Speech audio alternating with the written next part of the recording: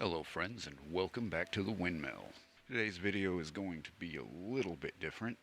Instead of playing a video game and talking about it, or just uploading some random crap that I did in a video game, I'm going to be talking about the titling slash naming conventions that game designers and developers use when naming things, either the game itself or things within the game. And there's going to be a few different facets to this series, as I don't always want to just be criticizing, just mercilessly talking shit on the titles and names for things, because there's only a finite number of words in the English language. You can only name something different from something else so many times before that title gets reused somehow. You see it everywhere: movies, music, video games, and coming up with titles is hard because you want the title to be meaningful, but it can't just be random words. You know what I mean? And I even ran into this problem when I was going to name this series, which I couldn't think of anything to call it, so I called it Uniquely Generic, because that's kind of what I'm talking about. How certain titles just use the randomest, most generic words to create a title. And you might be wondering what inspired me to make this video.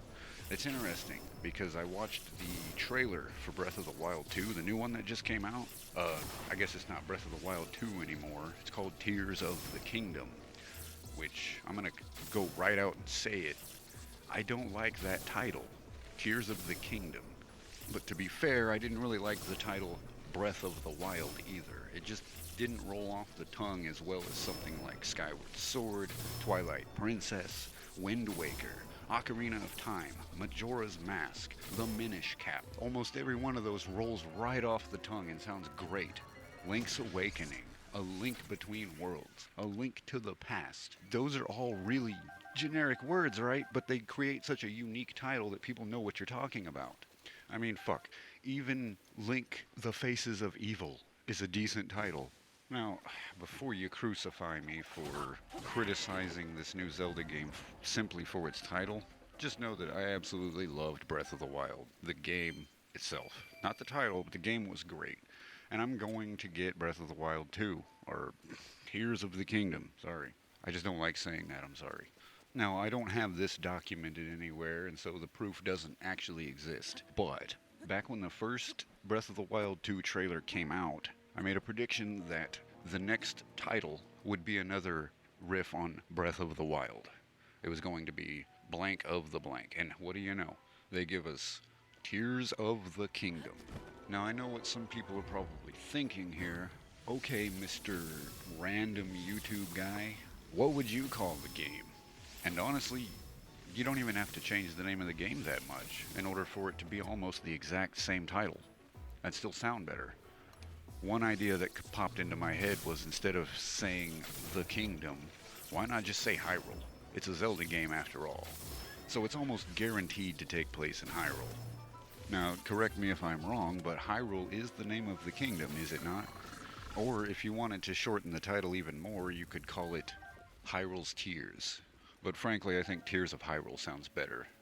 There are a few other names I came up with, but none of them really sounded all that great. But regardless of what they call the game, I'm gonna play it. I'm a sucker for Zelda games, so I'm definitely gonna play it as soon as possible. But my negative reaction to the title had me asking myself, what exactly determines whether or not I like a title? Well, I'm going to attempt to understand my own opinion on this and why I didn't like it. Well, first of all, and this isn't always true, but there are plenty of Zelda games whose subtitle has a double meaning. Even as far back as A Link to the Past, that title has a double meaning. It's not only referring to a direct link or a connection, but it's also referring to the character of the game, the main character, Link. Another great example is Link's Awakening, because sure, Link wakes up at the beginning of the game on an island, and spoiler alert, but at the end of the game, Link realizes the whole game was a dream, thus Link's Awakening. Now, the second, I guess, requirement for a good title, at least in my opinion, is keep it simple. Otherwise, everybody's just going to use a damn acronym. Like Breath of the Wild. You rarely see Breath of the Wild typed out. It's usually BOTW. And the same thing is going to happen with Tears of the Kingdom. TOTK. The third thing I like to see from titles is something I mentioned earlier about it having meaning or being meaningful within the context of the game, or have a double meaning that really helps a title out, but it should also be relevant. It should reference something within the game.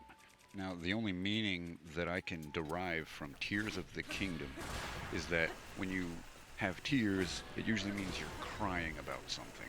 And if you're crying, it's either mental, emotional, or physical pain. There are some other cases where tears are shed, like tears of joy, but in the context of a Zelda game, and with a name like Tears of the Kingdom, it's safe to assume that it's not talking about actual tears whatsoever, let alone tears of joy.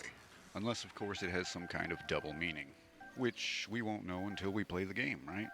Now, if the whole kingdom is crying after the defeat of Calamity Ganon, I can only assume that this game is going to be incredibly sad and that some bad things are going to happen.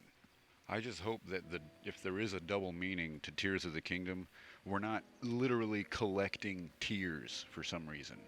I mean, I guess it'd be a nice callback to Twilight Princess where you had to collect Tears of Light, but frankly, I didn't like those sections. And from what I've seen online, a lot of people didn't care for the mandatory wolf parts. So I don't really think that's going to happen. Anyway, on to what I think is my final requirement for a good title. And that is simply it needs to be fun to say, right? It needs to roll off the tongue. And my personal favorites that kind of follow this trend are games like Majora's Mask, Wind Waker, and Skyward Sword. And what do all three of those titles have in common? Well, they all feature two words that start with the same letter, otherwise known as alliteration, which, at least in my opinion, makes it more fun to say, and thus far more memorable. But even a title like Minish Cap. Now, why I like that title so much, I'm not sure. I'm not 100% sure. I have a feeling it has to do with the patterns, the natural patterns of the English language. The unspoken rules, if you will. So, with all that said, what exactly is my final verdict on Tears of the Kingdom? It's just a little bit too generic and a little bit too long-winded for my taste. That's it. Anyway, I think I'm about done foisting my opinions on you for now. Thanks for listening. If you have any ideas of better names for this new game, let me know in the comments. If you disagree with me and you think Tears of the Kingdom is a great name for a Zelda game, tell me why. I'm interested in hearing it. Okay, so that was the video. Like I said, I want to make it into a series. Future episodes will have a little bit more structure, and there'll be less me explaining what I like about titles, and more me actually analyzing and critiquing the titles. And maybe I'll throw in a little fun segment where I come up with a new title for a game, or perhaps guess what a game's going to be about based on its title, something like that. We'll see as we go forward. Anyway, I just want to say thank you once again for watching.